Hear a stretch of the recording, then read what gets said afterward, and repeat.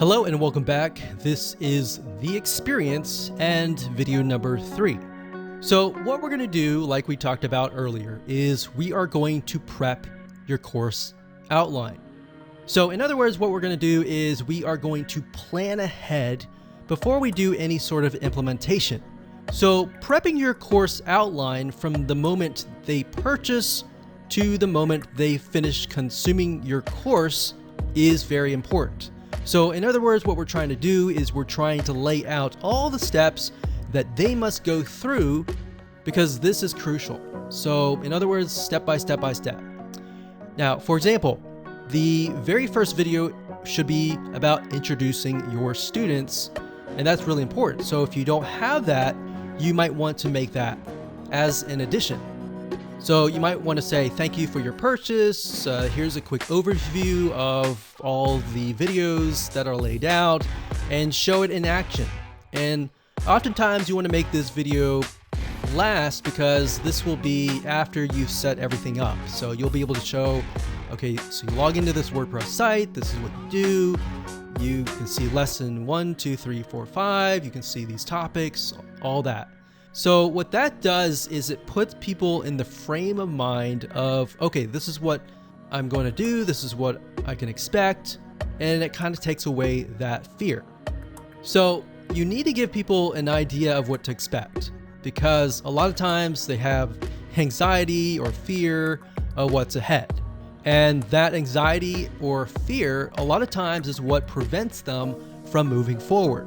So what you're doing here is you're helping them move forward. Next, you want to make sure that these steps from there make it easy for your students to consume your content. So like I previously mentioned, maybe you have the welcome video, and then after that you have maybe a checklist that they can download, and whatever else will make it easier. So in other words, you don't have to necessarily make more videos besides the first introduction video, but you want to lay it out so that you can see, okay, so should I put all of these videos, step 1, step 2, step 3, all different steps, or should I do video 1 and maybe the introduction and the video 1 and then a checklist and maybe a Word document of some sort in between the videos so that I don't overwhelm people and all of that. And we'll talk about drip feeding and how to prevent people from being overwhelmed. So in other words, what I'm talking about here is basically adding buffer pages or pages in between each video if they need more clarification. Now, the only way to know how to do all of this is to map it out. All right. So let's head on over to a mind mapping software and do this now. Okay, so I want to say that it doesn't matter what you use to map your plan or outline out. What I'm using here is a software. It's an online web application called Lucid Chart. That's lucidchart.com. Now, if you're not a visual person and you would prefer to use something like Notepad or a piece of paper, whatever it is, it doesn't matter. At the end of the day, it's just a matter of mapping it out so that you are able to see step 1, step 2, step 3, and all the steps ahead so that you can take this blueprint and implement it later down the road. So we got this here. This is the online course.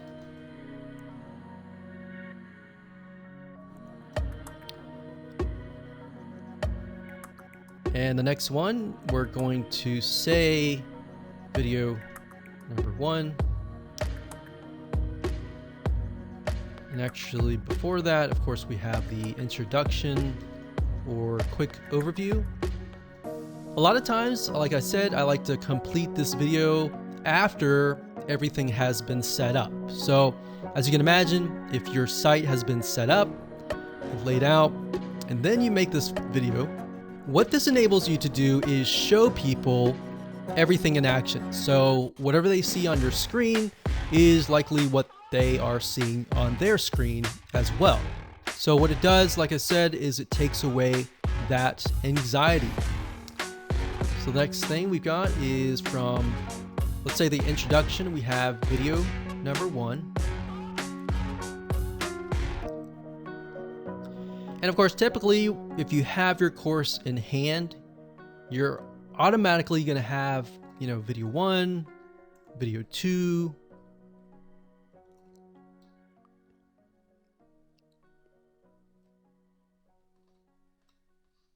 video 3. And for the sake of simplicity, I'm just going to say we've got 4 different videos. Now, obviously, most video courses and online courses are going to be a lot longer than that. So what we're going to do now is, let's actually move this up. Let's see here. What I like about Lucidchart is you can pretty much map it out so that you can see, okay, this is step 1, this is step 2, this is step 3. We move from here to here.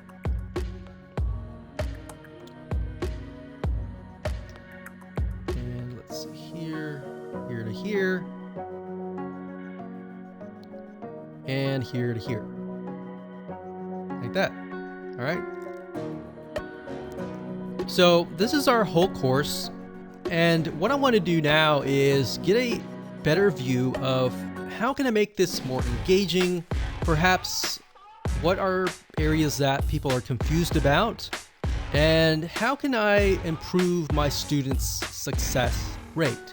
So obviously, if you have your online course, you're very passionate about your course and you're very passionate about helping your students. So once you have that, you can figure out, okay, we're going to go through here. We got the online course, we got the introduction, the quick overview, and they have video number 1. And let's say video number 1,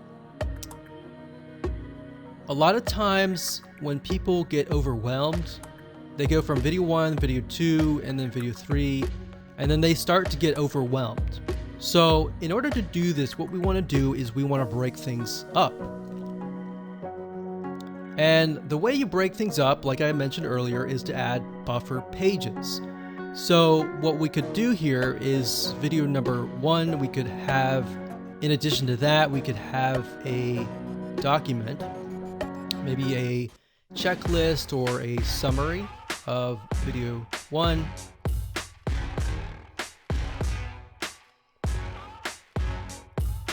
And maybe after that, you can create some homework. Now, you don't have to call it homework.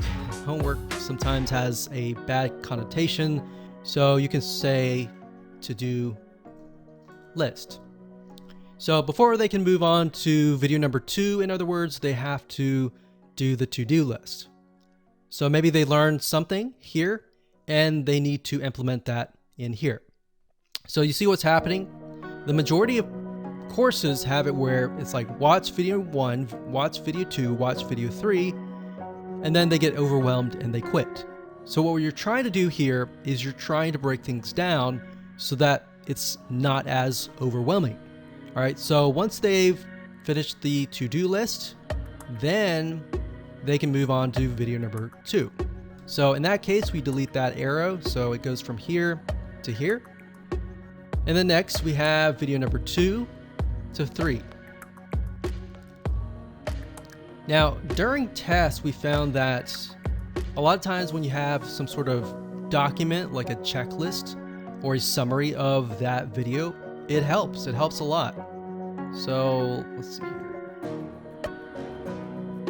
Let's move this up here like this.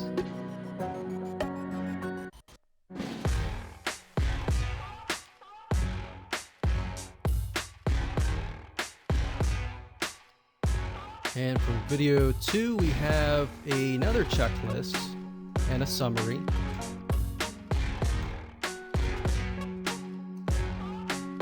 And maybe a to-do list. So as you can see, the to-do list basically tells people, okay, this is what you need to do next. So you need to do this next before you get to the next video. So we do that. Now we want to mix things up. You don't want it to stay too consistent. So maybe after video number 3, we can offer something like, we'll do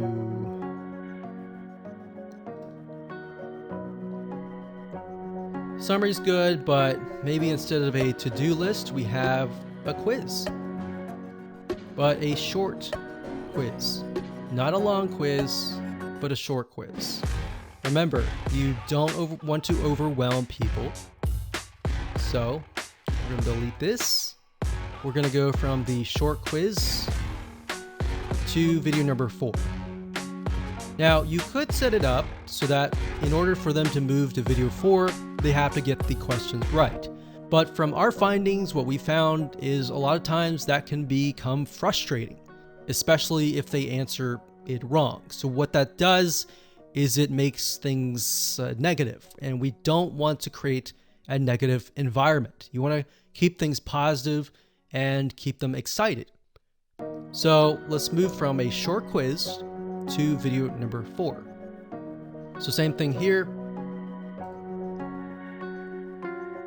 We can do this here, and we'll do video 4. And that here. Now, what's nice about WordPress, the plugins that we're going to be using, is that you can also add things like certificates. So in other words, when they finish the course, they get a certificate with their name on it. Now, you can do that with the plugin that we recommend, which we'll talk about in just a minute. Now, what I want to say is a lot of times what people do is they buy the course, but in order for them to stay, there needs to be a community, or they need to have the ability to engage with you. So having sold many courses over the years, we found that even though there's a course, if there's no community, it's hard to get people back to your site. So that's kind of a basic outline here, and we definitely want to keep things basic. You don't want to complicate it any further. We can add things like forums, which we'll discuss later on. So we could add a forum, and typically you want to, after the introduction video and the quick overview, you could send them to a link to the forum. Now, depending on how you set things up, if you have a Facebook group, you can send them to that link. If you're utilizing the WordPress plugin that we recommend, sometimes they are connected to forums like bbPress and other community and forum plugins.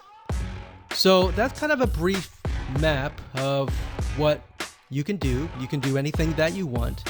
Just make sure that it's not too overwhelming, because as you can see, this is video number 4 and we've already got so many different steps. We want to make it fun, we want to make it short and quick, but we don't want to have too many steps. So one thing you could do is you could just have maybe a to-do list and a summary and a to-do list all bundled up into one. You could do that. You could break these up into sections like lessons, and maybe have a summary for the whole lesson instead of each individual video. So those are just some general ideas that you can use.